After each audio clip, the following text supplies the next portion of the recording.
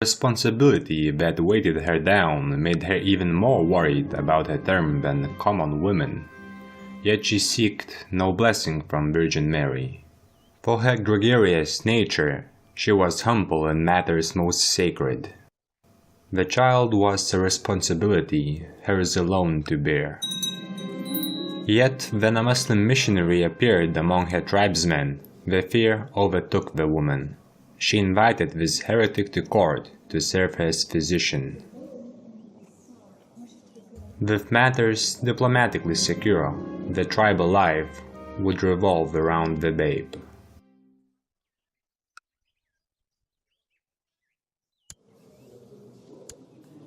There is that king of Scots, not of a land, but of a people. Up in the Highlands though, the clans are unruly. They only hold allegiance to their own. They disregard the king. They taunt the Vikings. They do as they please. And the worst of them are the MacMorgan clan. Be very careful there.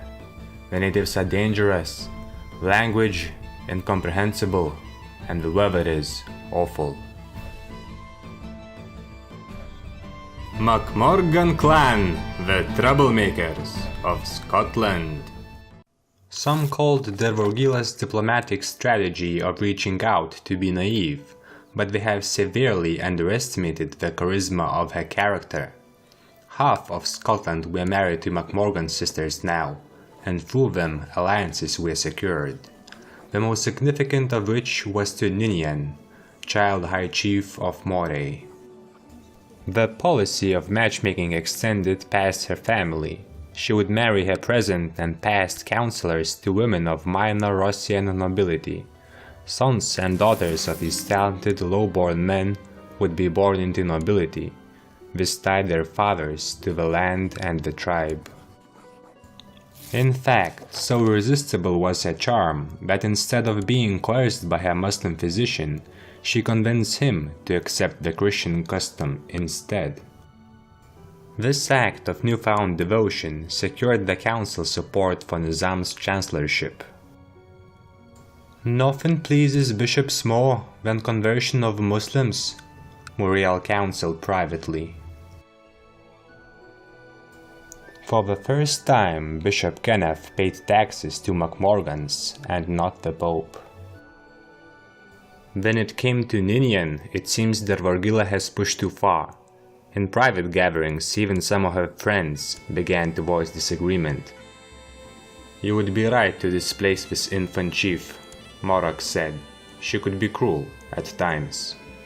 "Sister, think of what you are implying. I don't mean kill him. Displace him. The power and influence is wasted on a child. Take the title of High Chiefdom for yourself."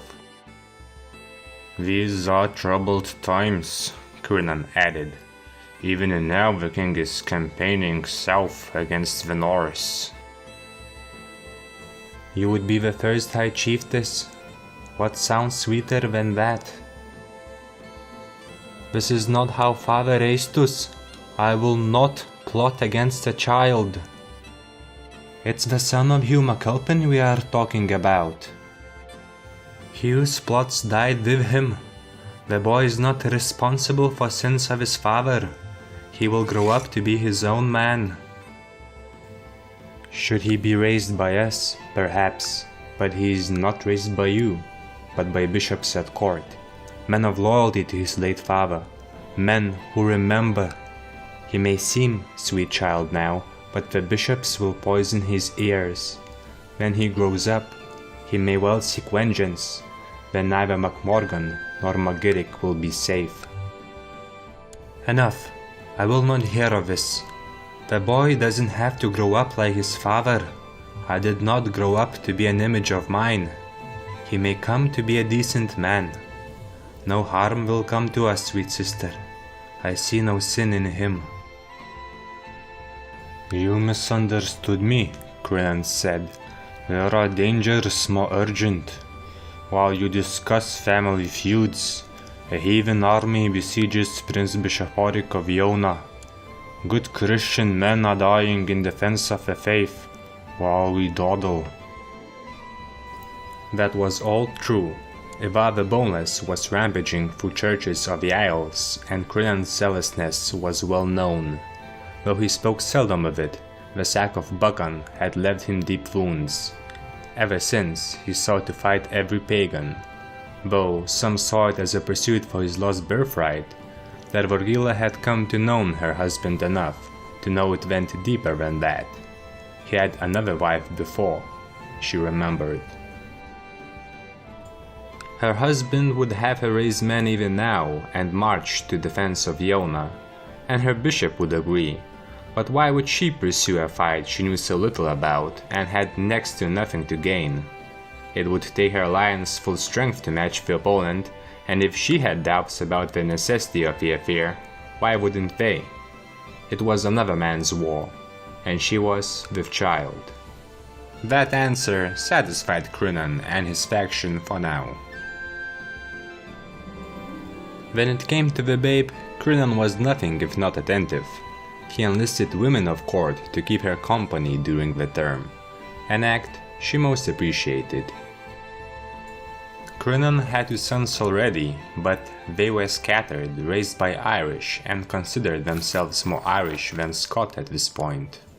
So when labor came, Crinan cared enough to never leave his wife's side, and the management of Ross came down to the bishop.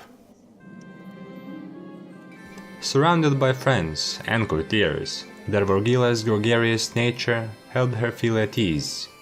Morag made her visits, and despite the oncoming birth, Dervorgilla had not felt so relaxed in a long time. It must have helped. The birth went smoothly, and on October the 11th, 874, Dervorgilla and Crinan had a boy. They named him Malmur. Naming the babe after MacMorgan ancestor would have sent a harsh signal toward Crinan, who has already agreed to his son's matrilineal ancestry, and there was no way he could adopt a Macrina name for legitimacy purposes. So a brand new name was chosen, Malmur. It symbolized a fresh start, a new course set by a new Chieftess, and a forgiveness of past grievances. Morag didn't make it to the Baptist Norve communion. When probed as to why, Dervorgilla received news of a 300 Magiri clansmen engaged in a shield wall to shield wall against 300 Norse from Orkney in the countryside. Morag thankfully was safe on Chieftess, excluded from the fighting on accounts of her noble ladyship. Magirics beat back the invaders or would-be raiders to their isle, and it was a small skirmish. But her father never felt it, having never left Ross apart to raid. But with his sisters all over Scotland, for the first time the Norse invasion felt real. Finding herself in need of guidance and separated from blood, she decided to humble herself before God. She felt so connected when she was with child, and yet so alone when the dangers of childbirth passed. It may have just been solitude that unsettled her, as it often did. She was told many women felt that way after giving birth, yet she couldn't help but feel anxious. Her mother talked little of her father since his death. She kept close care of her 2 twins, but Dervorgilla could feel her remorse for Trude at times. Her husband was pleasant and cared for her, but in a cold way. It must have been duty then, not love. Her sister was now away. The Norse were marauding around Scotland, threatening. She found herself in company, yet alone. Life seemed to slip out of her grip. This she had to stop.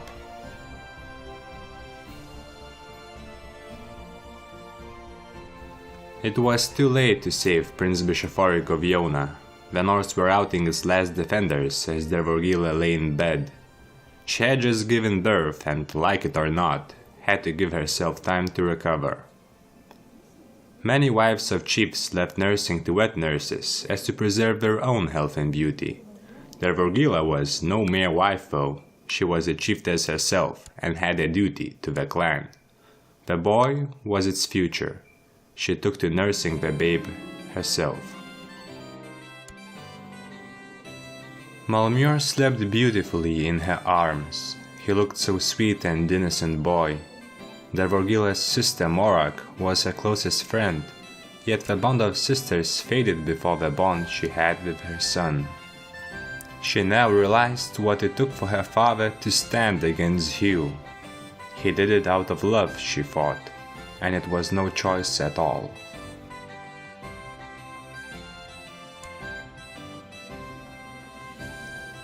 She burst into the hall with a babe abreast, much to the shock of the councillors. The pressure to act against the Danes was mounting.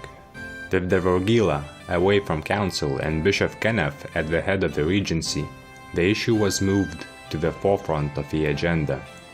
The councillors had been speaking of war when she came in. They've gone quiet now. 2 out of her 5 councillors were pushing for action. The Norse were kings with thousands of men under their command, much more than Ross alone could muster. Fighting them would be a bold move. Her father might have shared that course of action, but he was a bold man. These men, frankly, were not. The steward acted out of zealotry and the bishop out of fear for his holdings. Nizam couldn't refute them, as he would have his newfound faith questioned. Ironically, Marshal Fingal was most opposed to the idea. It spelled bad news. He knew best what price may need to be paid and what could be achieved with warfare. Yet even he occasionally concurred that it could be done. Dervorgilla wasn't going to go to war against an enemy she was yet to have, but the council has gone too far in convincing themselves, and their appetites had to be sated. My lords, you have counseled me on the matter of the Norse, and I agree with you. If there is a threat to this land, an action needs to be taken. There is a threat, my lady. Prince Bishoforik of Iona has fallen, and there is no saying in what church might be next.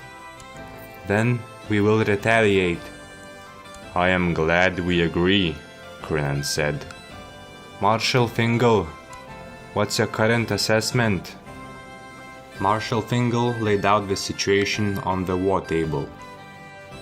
Several courses of action can be taken. We have Halfdan Whiteshirt and his heathen army to the south. They are the hardest to dislodge, but by far the greatest threat. Ivar the Boneless controls the Isles to the west. His is smaller host, away for campaign and can be ignored. Then there is Buchan. We should strike east on Buchan, Crinan said. Throw those pagans back into sea. It weakens Whiteshirt and remove the staging ground for conquest into Scotland. It will move further conflict away from the Highlands. And restore Buchan's rightful chief? What are you saying? These decisions should be made by someone fit to make them. Someone like you, my wife, makes those decisions. Chieftess, am I to trust the judgment on Buchan to someone who lost it? You weren't at Buchan. No, I was not. I don't want you to have another one. Enough, enough. I have heard your counsel. These invaders may not threaten us directly, but we need to keep them in check. Yet, we would risk too much to oppose these armies. We will march, but not to war. Not to war? No, not to war. MacMorgans will do as MacMorgans always have. We will raid. The islanders were on conquest in Wales. A raid on their lands would weaken them without plunging the tribe into war. Crinan's faction would still grumble, but they couldn't argue that nothing was done anymore. Before Dervorgilla could set out, she would tend to matters at home. The twins were 6 now, both pretty young ladies. It would have been a mistake to set such girls to mastering arms like she was. Dervorgilla had a different sort of training in mind. She made sure her sisters were taught lady weapons, humility, etiquette, how to dress and behave in a manner proper to court. Young ladies like her have a gift for charm, she knew, and she wanted the twins to know how to wield it. Then came time to go, though Marshal Fingal tried to talk Dervorgilla out of it on several occasions. She insisted on coming herself. "Worry not, my Marshal. I know what I'm capable of, and of what I am not. Your commanders will order the men, not me, but I must be seen. The clan must know their Chieftess is with them, and inspire confidence." Then Crinan and Fingal were asked to stay. Bishop Kenneth was one of the commanders, so Crinan was left with administering the realm. What was going on in his head we cannot say, but he accepted his duties easily enough. Fingal, on the other hand, expressed his concern. "If the talk of danger is true," Dervorgilla said on her leave, "I need you in Ross. Hold the palisades and train the troops. There may come a time when we need them." Foolishness or wisdom? Chieftess Dervorgilla, clad in mail, boarded the robots with her men, with her babe in her arms. Her men took quick liking to their woman chieftainness. In their minds, being led by a woman made them all the fiercer men. Regardless, they loved her and were willing to fight for her. They boldly sang their raiding songs on the march. "Who raids these Vikings? MacMorgan clan!" The raiding started in October, and by January the countryside was swept clean. Commander Stefan began congratulating the men on their fortune, when Dervorgilla stepped in. "Why don't we siege the Trabe?" "The Trabe?" "Yes. The tribal settlement protects the town of Stornavik, does it not?" "It does, my lady. It's just, we hadn't considered it. Your father, we have kept to the countryside." While the countryside offered some wealth, true wealth of the Norse spoils lay in the town. "Why didn't you take the town?" "We did not have the men." "Do we not have the men now?" asked Dervorgilla. "We do," Stefan said. "Then siege the tribe. I want Stornavik with all its treasure. If we are going to antagonize this Ivar, I do not intend to leave him ammunition with which to strike back." Ivar would not return this summer, and the English rebellion broke out in Jorvik. By June the Norse garrison gave up, and Highlanders were taking the town. Meanwhile, Crinan took to building legend over Dervorgilla, the woman chieftainess who robbed off the Norse. The fact that neither Crinan nor Fingal were present on the Isles only helped to increase the legend around her. No doubt Crinan thought that attracting warriors with her legend would increase her confidence in war, or mayhaps force her hand. The town soon fell. The clansmen plundered the town and carried away its riches back to Ross. Dervorgilla had hoped it would satisfy the warmongers. She took offensive action against the pagans and dealt a blow to one of their kings. But seeing his treasury suddenly fill, Crinan spoke of mercenaries and dreamt of vengeance. Halfdan was strong in men, but he got injured in the English rebellion, and he was old besides. Crinan kept attracting glory hounds, and Bishop Kenneth preached across the land of pagan scourge, rallying the zealots. Soon, Dervorgilla would have to choose a side. MacMorgan clan, the Troublemakers of Scotland.